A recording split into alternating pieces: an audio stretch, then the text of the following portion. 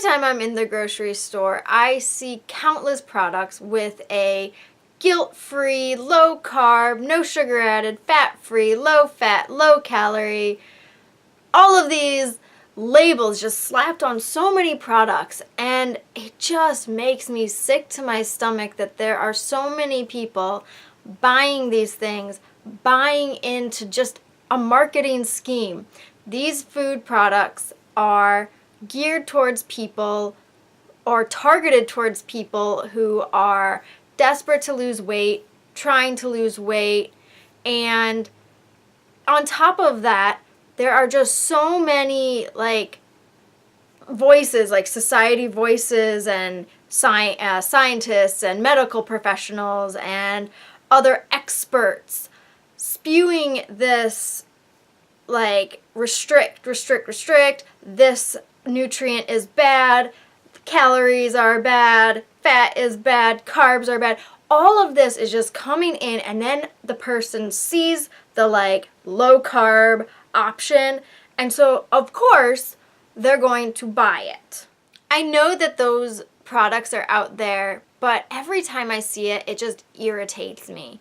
And it really almost bothers me a little bit that these things exist and that it's just a lie to make people stay sick and not actually put forth the effort, put forth their own do their own research and find out for themselves what a healthy diet looks like. Recently, the newest thing that has caught my attention is the label guilt-free.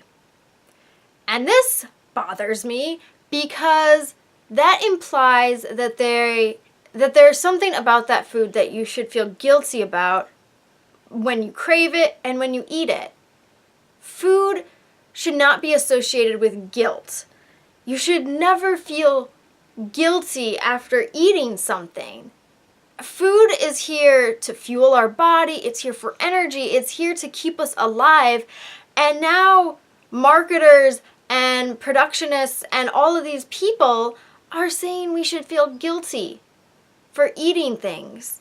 Even doctors, not going to name any names, but even very prominent doctors in popular society are using that and using that phrase, guilt-free for things, and they are just messing with people's mental states. People will absorb information and you don't know how their mind is going to kind of file through that information and what their thinking is going to be, what's produced from their thinking. And it's so dangerous. These doctors and these experts and everyone they're so focused on getting people thin that they're forgetting about the person's mental health. So before I said there's labels like guilt-free, low calorie, low carb, no sugar added, fat-free, low fat, which by using those labels, they are pushing the idea that there's something bad about those components, about those nutrients, and that you should feel guilt and you should feel shame, and eventually you should fear these foods or these nutrients and these components. We are swayed into a mentality that says that you should fear those components and nutrients rather than understand them. I have never heard a medical professional on TV or in articles and stuff, I have never heard them say, learn about carbs. Go research carbs, or here's some sources. Go learn about carbs. No, they just point blank say carbs are, these scary little parasites that are gonna latch onto your cells and become fat cells, and you're gonna get fat from carbs. They say those things and scare people. That was kind of an exaggeration, but that's basically what they are portraying when they talk about carbs and fats and everything, instead of saying instead of believing that people in society are intelligent creatures that are capable of understanding the truth and capable of doing their own research and being able to educate themselves. So when doctors and these experts say these things, they present this information, our brains, our subconscious picks up on little subtle hints and almost just sort of transforms it into fact and just believes it. And on top of that, when you see those products, those low carb labels, the fat free, no sugar added, no salt, all of those labels, those are also little like pins in our brain, and we remember that.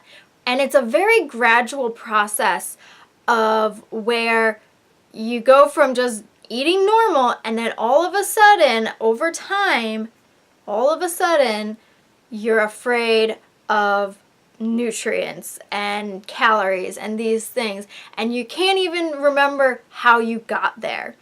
And it's hearing doctors say things. It's reading articles online that just throw fear in your face. And then it's seeing those products, and our subconscious picks up on all of that, and our subconscious does its own thing with that information, and then eventually you have these beliefs that you don't even know where they came from. When you read articles, when you hear things, when you see these labels, at first you're like, it's no big deal, but you never really know how much our brain and your subconscious is retaining.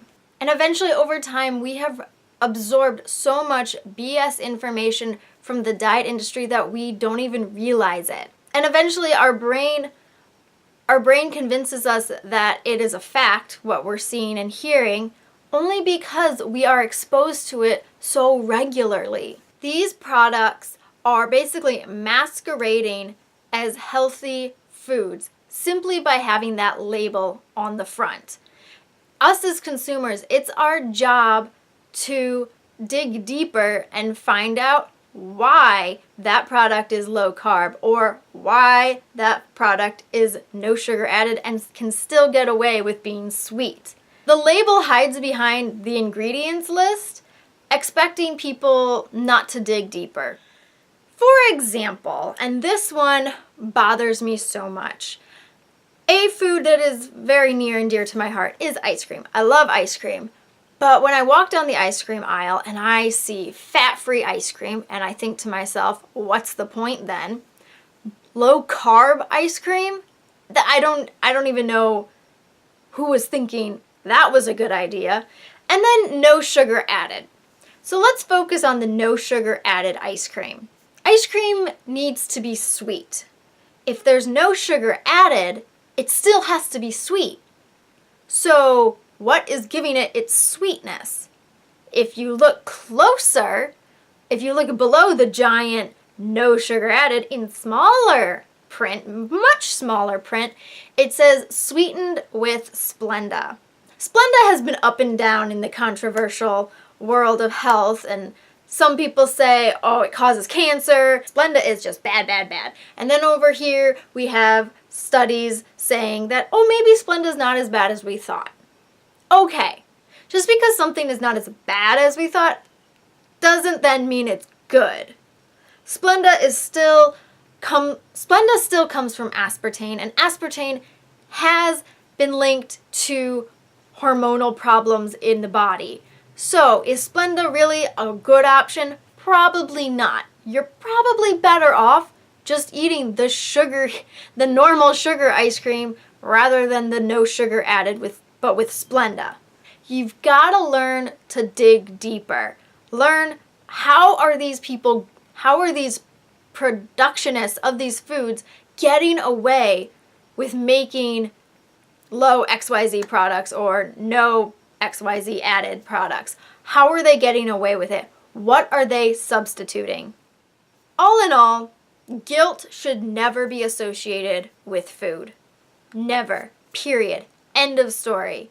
If you find yourself feeling guilty for craving a food, for giving in and eating a food, and then afterwards still feeling guilty for eating it, that is the number one kind of characteristic of a disordered eating mentality.